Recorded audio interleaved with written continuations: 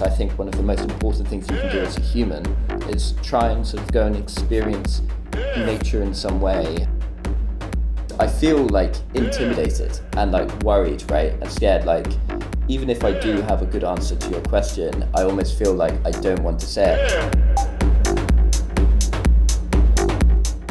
Warning, this show contains upfront and unfiltered opinions. I'm Salber, and I'll be chatting to a bunch of young people to hear what they've been up to as they deal with this mess of a planet we have inherited. Thank you, parents! We'll be diving into the environment, climate change, the psychological repercussions we have been experiencing, the dreams, the dread, the humor, the hope. Oh my god. Now, what next? Let's meet today's guest.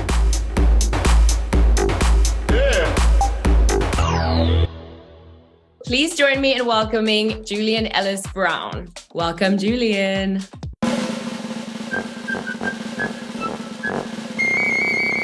Hello, thank you very much. Thank you for having me on. We found some info online that you are nicknamed Jules. Is that correct? Wow, okay. I mean, sure, some people, they're digging deep online. Sometimes I'm known as Jules. Okay, Jules, aka Julian, is the co-founder and CEO of the innovative textiles company Salty Co. The company was launched in 2019 and makes planet-positive textiles.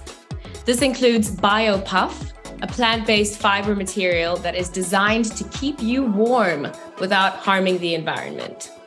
Along with his Salty Co. co-founders, Nelly Taheri and Finley Duncan, Jules was chosen for this year's Forbes 30 Under 30 for manufacturing and industry.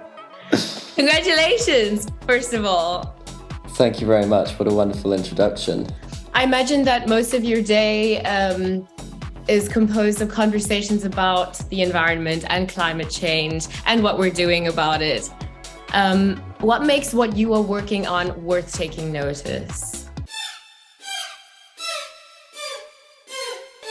What Salty Co is doing, which is unique, is what we're trying to achieve is weaving together multiple sort of environmental problems and challenges into one solution that can be a sort of win-win when we look at environmental alternatives, especially when you're within the materials sphere. Mm-hmm. They often come with an idea of compromise, of that it's not as good as the conventionals. We're probably all pretty well aware now that the fashion industry is a very large challenge when it comes to environmental problems. I think it's bad. Some estimates around 100 billion garments of clothes produced every year. 70% of that environmental impact comes from raw material sourcing. So from the materials right at the start of the supply chain, which turn into the textiles that we wear on our clothes. When we started looking at this problem back in 2019, and we were kind of thinking, how do we actually go from something which is not just less bad, but it's actually positively regenerating and restoring our environment? And that's what led us to these incredible spaces, which are wetlands. And wetlands are these amazing environments. They hold twice the carbon of all the trees in the world combined. She's an icon. They supply almost all of the world's fresh drinking water. She's a legend. And are home to such rich biodiversity. Something like 25% of all species in the world somehow rely on wetlands for survival. And she is the moment. But we've lost a staggering 87% of them over the past 300 years. And most of that is for conventional farming. So the water has been drained from these wetlands. All of that rich organic matter in them has just decomposed and is turning into carbon and pluming into the atmosphere. So we till it each year for more conventional crops. And so what we've done is we've tried to weave these two environmental issues together. We've developed a technology which can extract fibers from plants which grow exclusively in regenerated wetlands And so it enables farmers to re-wet those lands, which were once drained, to grow a crop in there which can only grow in wet conditions. And then we will buy that crop off them and extract the fibers from them and then turn them into textiles such as biopuff for the fashion industry. That enables the farmers not to lose out, and it enables us to create these alternative materials. I think that sort of critical connection is what makes Saltico quite unique. Wow. Incredible.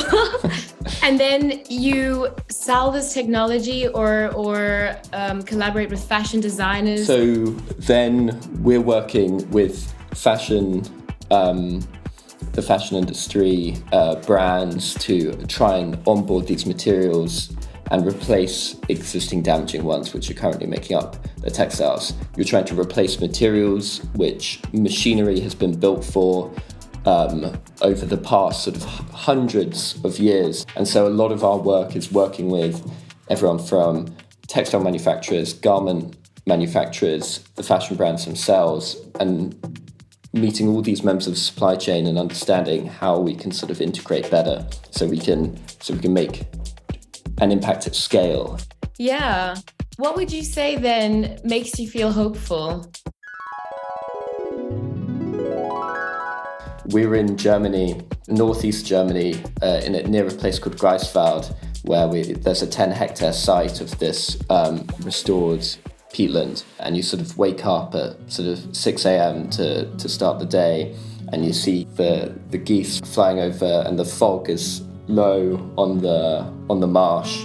It's astonishing and a real privilege to be able to go and actually witness that. And I think it's those moments that really kind of keep us going as a team and see that, you know, this is real, this is impact that can actually make a big difference. If just 3% of European sort of wetlands and peatlands were restored in this way, for example, for biopuff production, you could reduce European agricultural emissions by 25%, and that's about 100 million tons of carbon dioxide.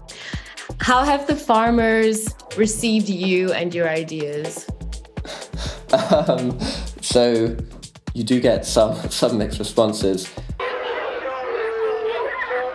You do occasionally get someone raising their hand and be like, how dare you come here and tell us how to farm our land? But you can't blame them, right?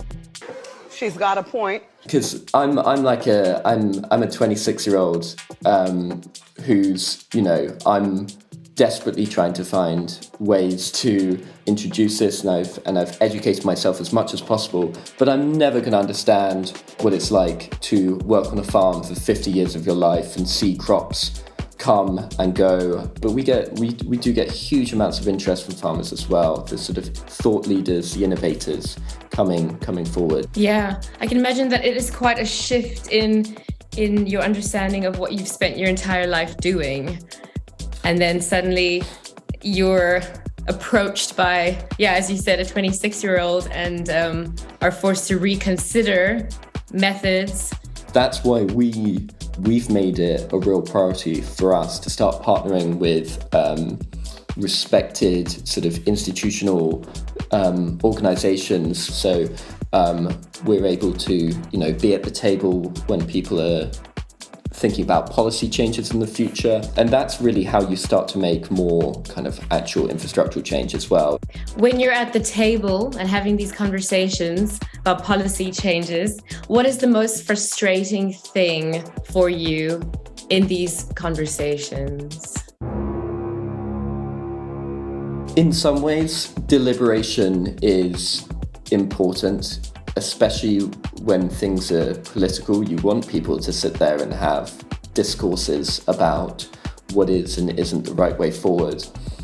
Unfortunately, we found our situations where time is, you know, not something we have in great supply, and we haven't been able to wait for policy to catch up. We've just had to start doing it and find different ways around. Yep, understood. Julian, what would you say is the most evil corporation in the world and why? Wow. What an answer. Question, rather.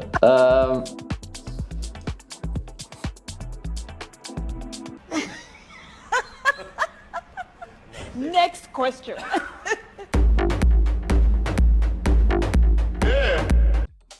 That seems like a risky thing to answer, but I can give it a go. Some of the most damaging is the corporations who engage in these kind of greenwashing campaigns. It disguises so much damage which is happening elsewhere as well. I'm sorry, that's probably not the juicy answer, which I should have given. No, it's a great answer. I do believe there are more evil corporations than others, though. Definitely. You have essentially billions of dollars worth of bank-funded deforestation in like the Amazon rainforest, like continuing to occur. If I sort of reflect on myself right now and like the way I feel when you ask me that question, is I feel like intimidated and like worried, right? And scared, like even if I do have a good answer to your question, I almost feel like I don't want to say it. Like I should be, brave and like pushing out, but I worry about like the consequences that will have on, our employees and us as a company in the future. I mean, I think it is the reality though that they hold the power, right? And you're trying to push forward ideas, technology, and new inventive ways of farming and bringing this new technology into the fashion industry. But they ultimately hold the power. It's a paradox. On the one hand, you want to make the most impact possible. And the most impact possible, sadly, is with the most damaging companies which are currently out there. But then is there a limit to how you do that? Do we approach Shein and say, Shein, although you're the epitome of everything we stand against at our company, we want to work with you? Of course, there are other retailers, like, there's Shein. Shein's probably a more evil company than others.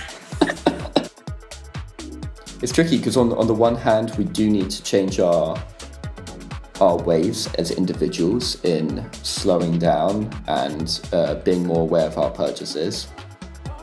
But then simultaneously, it can be very difficult to put the onus on people who want to buy cheaper items of clothes, especially when we're living in like a cost of living crisis at the moment. Is that really? Are we going to hold people to account for that? That seems unreasonable to me. Question of privilege in all of this as well. Yeah. 100%, and because I think a lot of people also are kind of affected and afflicted by eco-anxiety as well. And there's no such thing as the perfect ecological human, unless you're perhaps living naked in the forest or something. Oh. What? Yeah. Thanks for tuning in to Now What? I'm Salber, your host, and that was Julian. If you'd like to know about him and his company Salty Co., have a look in the description box. You'll find links to his personal account, Salty Co., and their website. Don't forget to like, comment, subscribe. See you very, very soon.